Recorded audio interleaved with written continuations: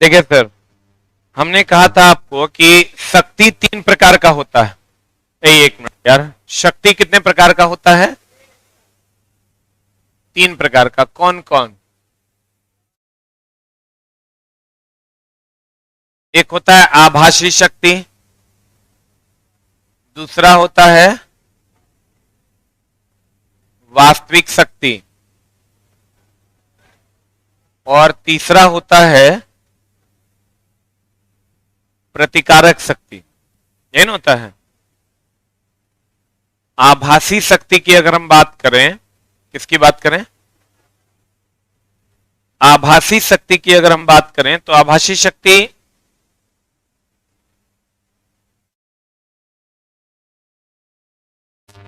Is equal to होता है, power is equal to V I. यहां होता है P बराबर वी आई कॉस फाइ। यहां होता है P बराबर वी आई साइन फाइ। सही है सर? जब आप देखिएगा इसका मामला, आप क्या कीजिए सर, इसको वी आई का whole square is equal to V I cos phi का whole square plus V I sine phi का होल स्क्वायर। देखिए तो इसमें कोई दिक्कत? ऐसा हम लिख सकते हैं, लिख रहे हैं, लिख नहीं सकते, चलो लिख रहे हैं। हम अगर ऐसा लिखते हैं मेरी जान, तो इसको हम लिख सकते हैं वी आई का होल स्क्वायर, और यहां से हम कॉमन ले सकते हैं वी आई का होल स्क्वायर। बोलिए, नहीं ले सकते? इसको हम कर सकते हैं cos square phi plus sine square phi. बोलिए, तो यहां से अगर हम लेंगे तो ई 1 हो जाएगा, तो ई 1 हो जाएगा, ई कट जाएगा, 1 बराबर 1 हो जाएगा। L H S is equal to R H. अब सर आप याद कीजिए कि आप पढ़े होंगे कभी कि H square is equal to P under root of ने H square is equal to P square plus B square. पढ़े हैं? H square is equal to P square plus क्या? B square. H square is equal to P square plus B square. याद है? नहीं याद? तो sir देखिए, तो उसी तर्ज पर ही है, H square is equal to P square plus B square. बोलिए, H square is equal to P square plus B square. है कि नहीं है? है। अब गौर फरमाइएगा,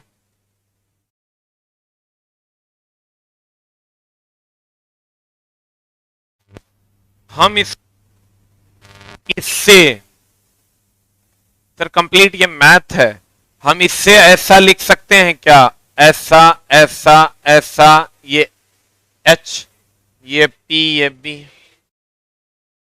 बोलिए, सेम चीज हम लोग ऐसा यहां लिख सकते हैं। एक बात बताओ तुम, इसको हम ऐसा लिख सकते हैं, ये H square is equal to P square plus B square. यहां एच के जगह पर वी आई है, और वी आई क्या है? आभासी शक्ति, और पी के जगह पर वास्तविक शक्ति है, और भी के जगह पर क्या है? प्रतिकारक शक्ति। देखिए तो आप वैसा ही क्या ट्रायंगल बना हुआ है, देखें ना सर।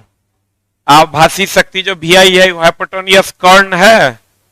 बोलिए, तो सर इसको हम ऐसे लिख सकते हैं, इसका अगर हम टेबल बनाते हैं तो इसको हम लिखेंगे ऐसा,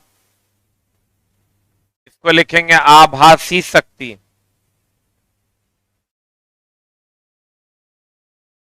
कौन शक्ति चला?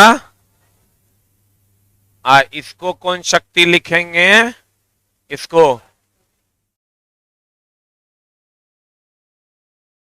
वास्तविक शक्ति। और इसको लिखेंगे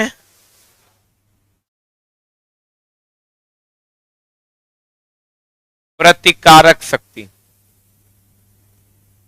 बोलिए हाँ या ना।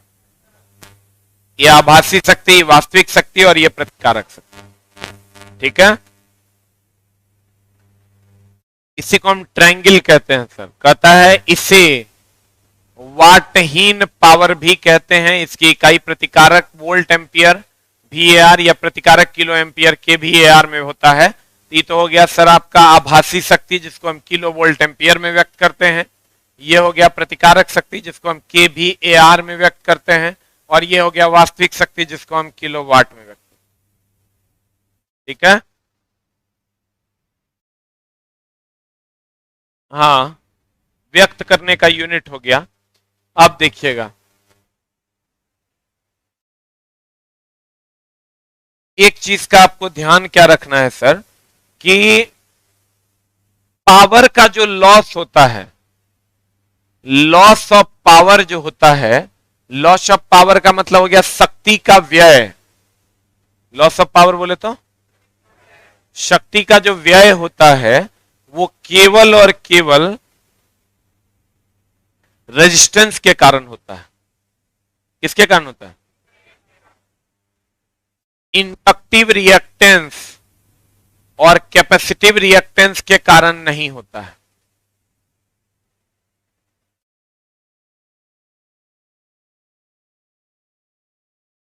किसके कारण नहीं होता है? इंडक्टिव रिएक्टेंस और कैपेसिटिव रिएक्टेंस के कारण नहीं होता। कहते हैं जब भी लॉस ऑफ पावर होगा, क्या होगा सर? केवल किसके कारण होगा? प्रतिरोध के कारण। तो कहता है कि नोट, शुद्ध प्रेरकत्व तथा संधारित्र परिपथों में शक्ति व्यय शून्य होता है।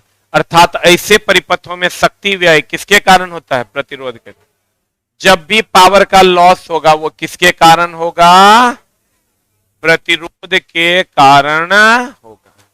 अब कहता है प्रतिकारक शक्ति बराबर हो जाएगा VI sin phi का कोई उपयोगी कार्य नहीं करता है। क्यों नहीं करता है? क्योंकि सर साइन फाई के रूप में हम कोई शक्ति का प्रयोग नहीं करते। हम लोग मेनली करते हैं कॉस फाई के रूप में, और उससे भी मेनली हम लोग करते हैं VI के रूप में। P बराबर VI आप बहुत बार पढ़े होंगे। अरे करंट चैप्टर में भी आप पढ़े होंगे, तो पढ़े होंगे शक्ति बराबर P बराबर VI, पढ़े हैं। मेनली हम लोग उसी का यूज करते हैं, इसका प्रयोग नहीं के बराबर करते हैं। अब है सर पावर फैक्टर। देखो, कोई बताइए सर, जो ऐसा था, ऐसा था, ऐसा था, ये क्या था? ट्रायंगल आपके सामने है।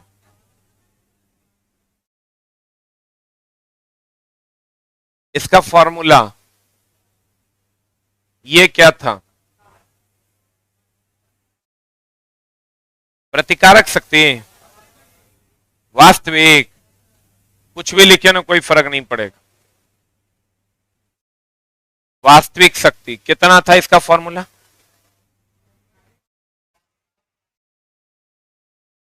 और ये था प्रतिकारक शक्ति।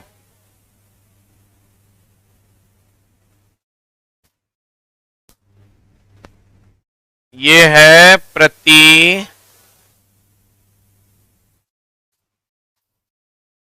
यह VI sin phi, ये ना है। और ये हो गया वास्तविक शक्ति VI cos phi, ये हो गया प्रतिकारक शक्ति VI sin phi। बोलिए, हमको ही बताइए, VI cos phi यानी वास्तविक शक्ति कौन शक्ति चला? वास्तविक शक्ति और आभासी शक्ति।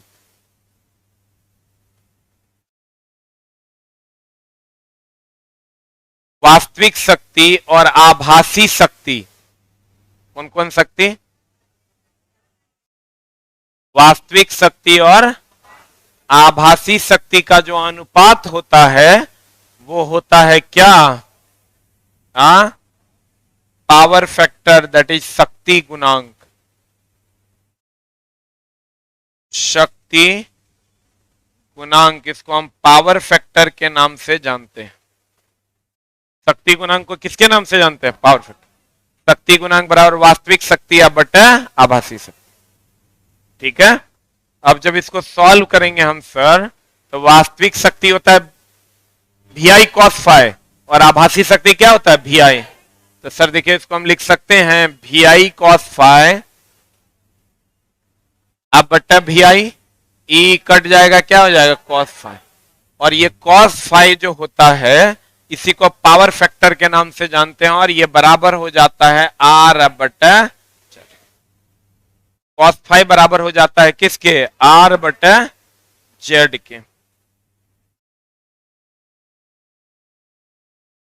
Z प्रतिबाधा है, R प्रतिरोध है।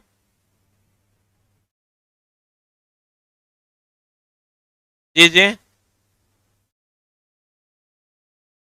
नहीं।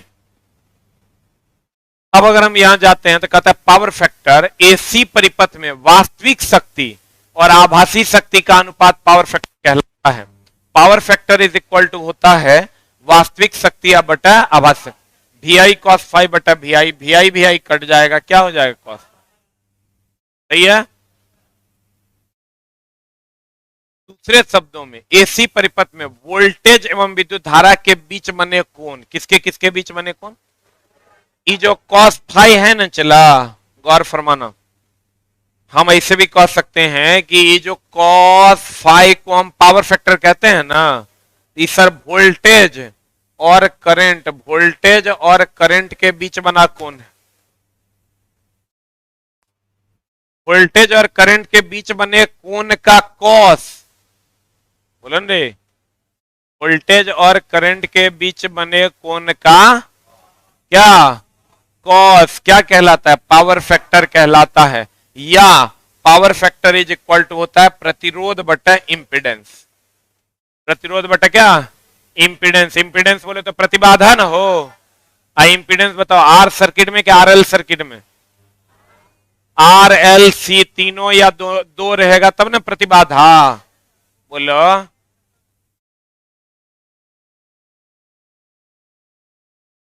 अब देखिए सर, कहता है दूसरे शब्दों में एसी परिपथ में वोल्टता एवं विद्युत धारा के बीच बने कोण की कोज्या, कोज्या मतलब कॉस, वो क्या कहते हैं, पावर फैक्टर।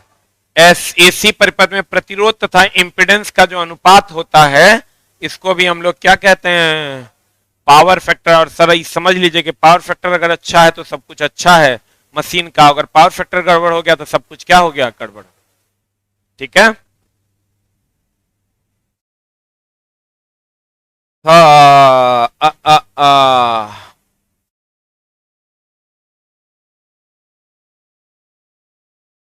अब कहता है किसी उपभोक्ता के लिए, जो हम लोग उपभोक्ता हैं, हम लोग घर में जो बिजली यूज करते हैं तो हम लोग उपभोक्ता है, किसी उपभोक्ता के लिए सामान्यतः 0.95 पश्चवर्ती, पश्चवर्ती मतलब लीड की लैग, लैग ना सबसे ज्यादा किफायती शक्ति गुणांक होता है। और पावर फैक्टर का अधिकतम मान कितना, सर एक कब होगा, cos phi is equal to R बटा Z। बता दो इसका भी प्रतिरोध है तो सही मात्रक ओम, प्रतिबाधा का भी है सही मात्रक ओम, तो दोनों कट का सही मात्रक कुछ होगा, अरे ये दोनों कट जाएगा तो ये प्रतिरोध मात्रकहीन और विमाहीन राशि नहीं हो जाएगा, होगा। अब गौर फरमाइएगा, XC इज इक्वल टू क्या है, XL, XC is equal to XL अगर होगा तो X देखो ध्यान से रखना, अगर XC is equal to XL होगा चिल्ला तो रेजोनेंस का केस हो जाएगा। Z is equal to under root of R square plus XL square minus XC square, याद है, होगा। अगर XL बराबर हो जाएगा XC के तब Z बराबर क्या हो जाएगा, R, R नहीं हो जाएगा। जब Z बराबर R हो जाएगा, Z बराबर R कब होगा, जब XL बराबर हो जाएगा किसके, XC। इस केस में बताओ तो पावर फैक्टर क्या हो जाएगा, cos phi is equal to R बटा Z, Z के बदले R लिख सकते हैं, तो R कट जाएगा, इस 1 हो जाएगा। इस केस में पावर फैक्टर का मान कितना, 1, यानी रेजोनेंस के केस में पावर फैक्टर का मान कितना, कितना जा रहा है कि बुरा में जा रहा है, शुरू से अगर क्लास किए होंगे तो बुझाएगा, नहीं किए होंगे तो अगले चैप्टर से बुझाएगा, क्योंकि सर मैथमेटिकल कैलकुलेशन है। शुरू से अगर पढ़ लिए होंगे, आप बीचे में चल जाएगा, छुट्टी खत्म होगा आपका जितना तारीख को, आप उसके 20 दिन बाद आइएगा, तो कैसे काम चलेगा? जब आपका छुट्टी खत्म होगा तब ना आइएगा सर।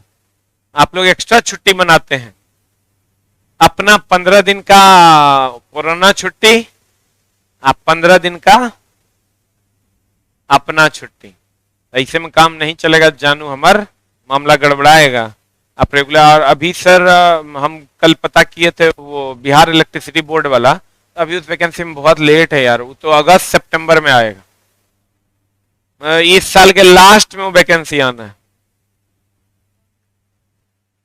अब बीच में हो सकता है टपक जाए, इसमें भी सरकार में प्रेशर है, अगर दे दे तो अलग मैटर है, मान लो। लेकिन अभी फिलहाल की जो स्थिति है वो अगस्त सितंबर से पहले नहीं दिख रही है हमको, क्योंकि अभी रोस्टर बन ही रहा, लेकिन प्रेशर है सरकार पे, तो हो सकता है कि दे दे। सर इस साल में अगर नहीं टपका तो अगला साल जनवरी में तो हर हाल में टपक जाएगा। इसी साल चांसेस हैं, अगला साल तो ओकर मर्जी के खिलाफ भी मोदी जी को देना पड़ेगा, मजबूरी है चला देना। 18-24 में इलेक्शन है, कहां जाइएगा आप, वोट कैसे लीजिएगा? वैकेंसी तो देना ही पड़ेगा। तो आज चला, हमेशा जब भी प्राइवेटाइजेशन की बात हुई है ना, वहां एक लाइन मोदी जी ने हमेशा, सरकार ने यह क्लियर किया है कि नॉन टेक्निकल पॉपुलर कैटेगरी ही प्राइवेटाइज्ड होगा, टेक्निकल की कोई भी वैकेंसी प्राइवेटाइज्ड नहीं होगी। मतलब कहां कोई मामला है, अब ऐसे होते रहता, कितना ओकरा मथा लगाएगा, 50 को मिल जाता है, नया प्रोटेस्ट शुरू कर देता है, वो सब कोई बात नहीं है। लेकिन सर अभी जो वैकेंसी हमको दिख रहा है, एएलपी का वैकेंसी है, इस साल के एंड में आना चाहिए, अगस्त सितंबर अक्टूबर कभी भी आ सकता है। अगर यूपी हार गया तो हो सकता है 2 महीना में दे दे, अगर यूपी जीत गए तब तो भाई मनमानी है, तब तो त्वरा से ओकरा काम 2024 में है।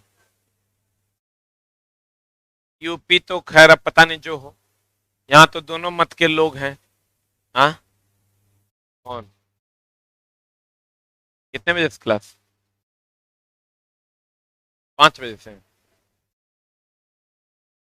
4:30 से 4 से 5, और अभी तक नहीं आए, आप फोन भी रिसीव नहीं कर, छोड़ दो, बोल दो कि सर किसी पब्लिक वो क्या बोलते हैं, पर्सनल काम में फंसे हुए हैं इसलिए नहीं आ पा रहे।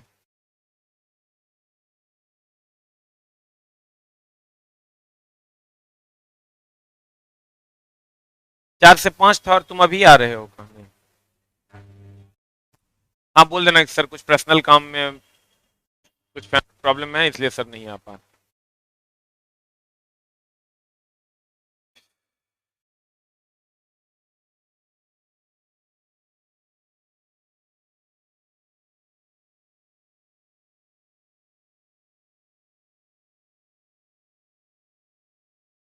अब देखिए सर, अगर ये रेजोनेंस का केस होगा तो एक्सएल इज इक्वल टू क्या हो जाएगा, एक्सी।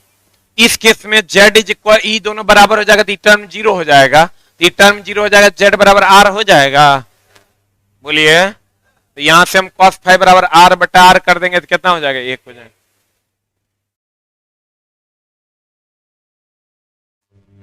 अब कहता है कि पावर फैक्टर का अधिकतम मान इकाई होता है, और इकाई कब होगा, किस केस में सर, रेजोनेंस के केस में। किस केस में होगा, रेजोनेंस के केस में पावर फैक्टर का मान कितना होगा, 1 होगा। अब कहता है लीडिंग, लीडिंग कब होगा और लैगिंग कब होगा। देखिए सर, सर ये हमेशा ध्यान रखिएगा कि पावर फैक्टर को अच्छा करने के लिए वोल्टेज के अप्स एंड डाउन्स को कम करना होगा, और वोल्टेज का अप्स एंड डाउन्स कम करता है कैपेसिटर, क्योंकि हम आपको बताए थे कि वोल्टेज को कंट्रोल कौन करता है, कैपेसिटर। कौन कंट्रोल करता है, तो भैया वोल्टेज को कंट्रोल करने का काम कैपेसिटर करता है। अगर आप लीडिंग पावर फैक्टर चाहते हैं या लैगिंग पावर फैक्टर चाहते हैं, ये आपको डिसाइड करना होगा।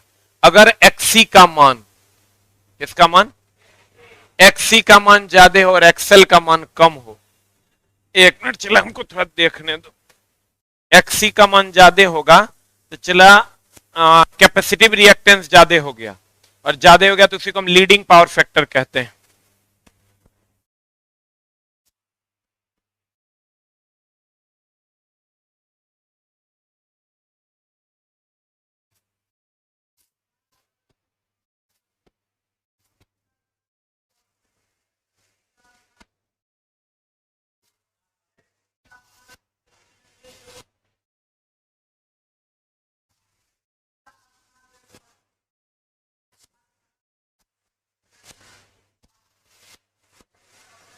रोशन सर का क्लास था क्या?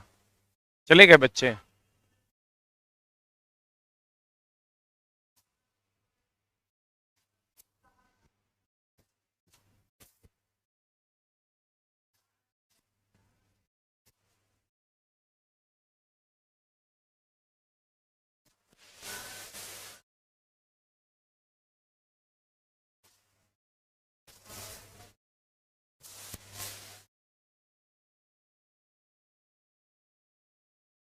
क्या चीज के लिए वीडियो डालें?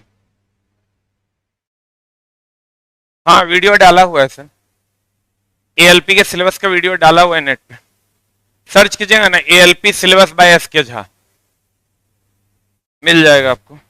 देखिए सर, हमने कहा पावर फैक्टर को अगर अपडेट करना है, आप चाहते हैं लीडिंग पावर फैक्टर। क्या चाहते हैं आप सर?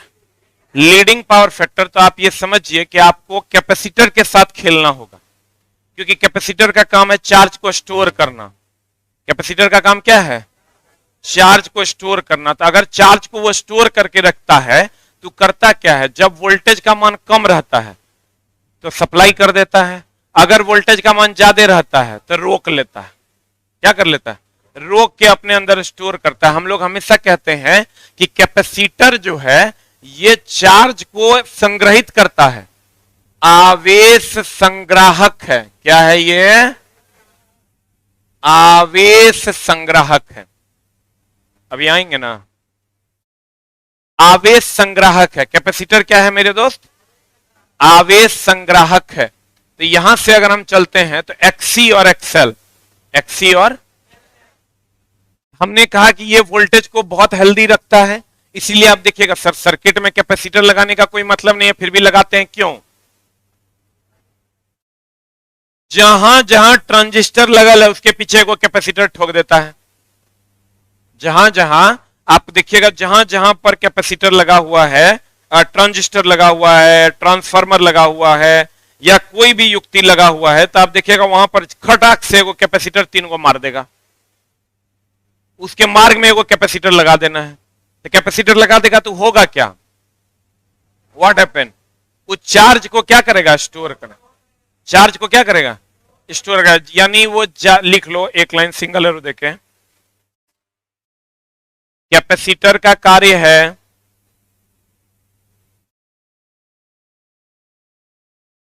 कैपेसिटर का कार्य है, सर्किट बोर्ड लेके आना तो,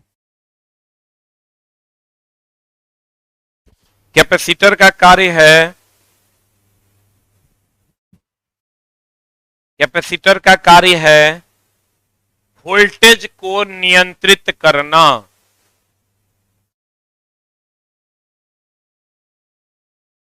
वोल्टेज को नियंत्रित करना। वोल्टेज को क्या करना? अधिक होने पर कम करना, अधिक होने पर कम करना,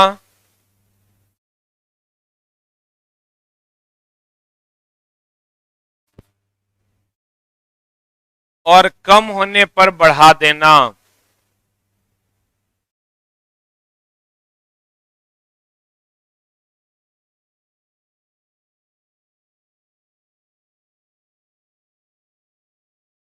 बढ़ा देना। अब देखिए सर, इसका मतलब अगर हम एक्सी का मान ज्यादा ले लेते हैं, तो ज्यादा ले लेंगे तो भैया कैपेसिटिव रिएक्टेंस का मान ज्यादा हो जाएगा। तो बताओ लीडिंग होगा कि लैगिंग होगा? क्या होगा ये सर? लीडिंग की लैगिंग। इसीलिए आप जब गौर से देखिएगा सर, तो ये अगर हमारा सर्किट बोर्ड है, इसमें देखिए आप बहुत सारा कैपेसिटर लगा दिया, पागल नहीं है ना, ये कैपेसिटर लगा दिया है। कैपेसिटर का काम है वोल्टेज को कंट्रोल करना। तो सर हमको ये बताइए, एक चीज हमेशा आप कहिएगा सर, तो इंडक्टर का काम है करंट को कंट्रोल करना, तो इंडक्टरों काहे नहीं लगा दिए? क्योंकि सर वोल्टेज से करंट बनता है, अब वोल्टेज कंट्रोल कर लेंगे तो करंट अपने आप कंट्रोल हो जाएगा। अच्छा एक बात बताइए, बैटरी में वोल्टेज रहता है तब ना धारा मिलता है, कि बैटरी में धारा रहता है इसलिए वोल्टेज मिलता है? तो जब वोल्टेज से धारा मिल रहा है, वोल्टेज स्टेबलाइजर वोल्टेज कंट्रोल करता है करंट। कभी सुने हैं करंट कंट्रोलर डिवाइस? काहे नहीं सुने? क्योंकि अगर एक्सी को कंट्रोल कर लेंगे, अगर वोल्टेज को कंट्रोल कर लेंगे, करंट अपने आप कंट्रोल हो जाएगा, क्योंकि वोल्टेज के कारण ही करंट होता है। बोलिए, हम लोग देखते हैं बल्ब बिन मिला के चल रहा है, कहते हैं वोल्टेज कम है, कभी कहते हैं करंट कम है, कभी नहीं कहते प्यारे विद्यार्थियों। तो कहने का मतलब ये हुआ, अगर एक्सी ज्यादा और एक्सएल कम है, इसको हम लोग क्या कहते हैं? लीडिंग की लैगिंग, इसको कहते हैं लीडिंग। और अगर एक्सी का मान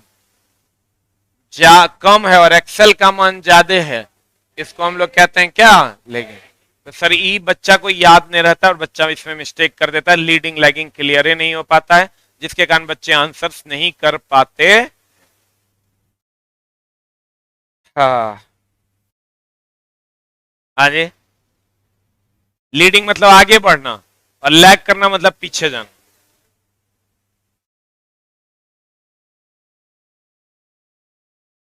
हाँ, हम यहां ये बोलेंगे कि ये लीडिंग पावर फैक्टर है और ये lagging power factor. Unit power factor कब होगा? जब जेड बराबर किसके होगा? आर के, तब ना cos phi is equal to R. अब बट्टा जेड होता है तो ये आर, अब बट्टा आर हो जाएगा, कट के ही हो जाएगा वो। सही है। कहता पावर फैक्टर का अधिकतम मान इकाई अर्थात एक होता है और इसका मात्रक होता है महा वीवीआई, एम वीवीआई। हाईलाइट कर लो, इसी से नौकरी हो जाएगा। लड़की लोग को बोल रहे हैं।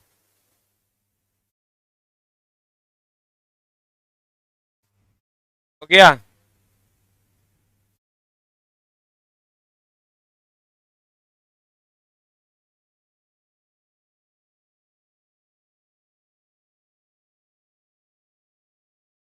इंडक्टर सर बोले नहीं लगाएंगे। इंडक्टर कुछ खास जगहों पे लगाते हैं जहां पर ऊर्जा को एकत्रित करना होता है। इंडक्टर कुछ खास जगहों पर लगाते हैं जहां पर किसको एकत्रित करना होता है? अगर आपको ऊर्जा को संग्रहित करना है तो इंडक्टर का प्रयोग कीजिए। लिख लीजिए एक लाइन, ऊर्जा को संग्रहित करने के लिए इंडक्टर का प्रयोग किया जाता है। ऊर्जा को संग्रहित करने के लिए इंडक्टर का प्रयोग किया जाता है। देखो यहां इंडक्टर है, इसमें दो इंडक्टर हैं, तीन हैं, यही देख रहा है, यही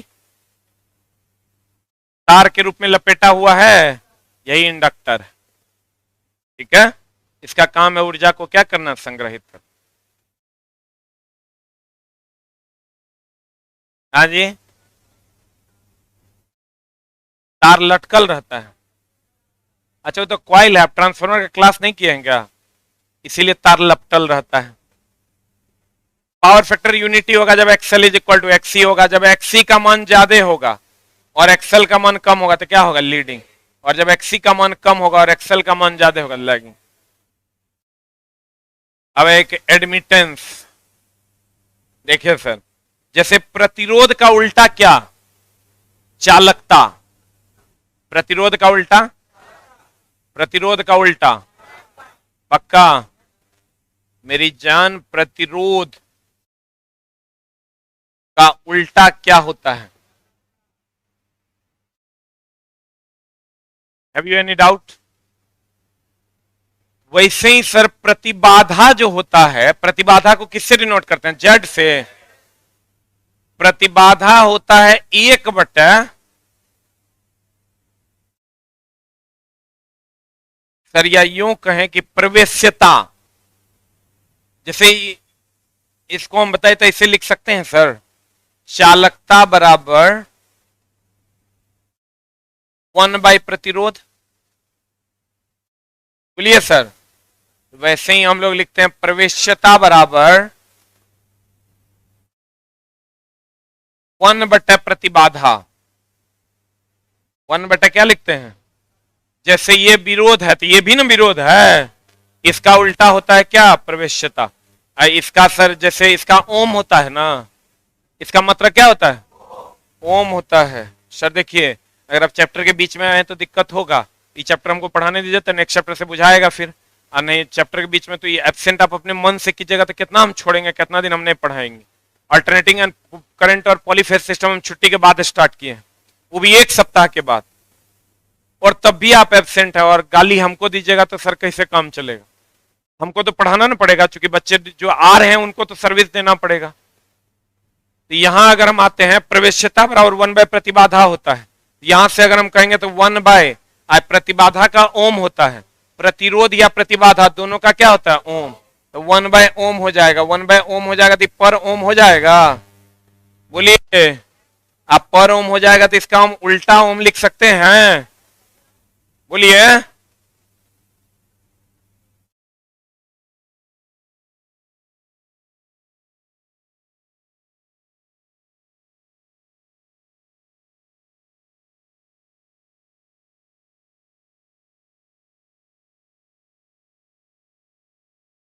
अच्छा अब दूसरा बैच में चलिएगा, दूसरा ई बैच का बच्चा ले लिया है, दूसरा बैच में चलिए। हाँ देखिए, कहता है प्रवेश्यता, इसको हम कहते हैं सर कंडक्टेंस नहीं, इसको एडमिटेंस कहते हैं। चालकता को कंडक्टेंस कहते हैं। इनको नीचे बैठाओ। चालकता को हम क्या कहते हैं? कंडक्टेंस। क्या कहते हैं? और प्रवेश्यता को एडमिटेंस कहते हैं। प्रवेश्यता को क्या कहते हैं? प्रतिरोध का उल्टा चालकता, अब प्रतिबाधा का उल्टा एडमिटेंस। बोलिए ना, हो प्रतिरोध का उल्टा चालकता, प्रतिरोध का उल्टा, अब प्रतिबाधा का उल्टा प्रवेश्यता। तो कहता है किसी ऐसी परिपथ में इंपीडेंस का विलोम एडमिटेंस कहलाता है, इसका मात्रक उल्टा ओम या साइमेन, या और इसे किससे सूचित करते हैं? वाई से। आज चालकता को किससे सूचित करते हैं? जी से। याद है रे? चालकता को किससे सूचित करते हैं? अब प्रतिरोध को। क्लियर है? पक्का? आज की कार्रवाई यहीं तक। Thank you very much.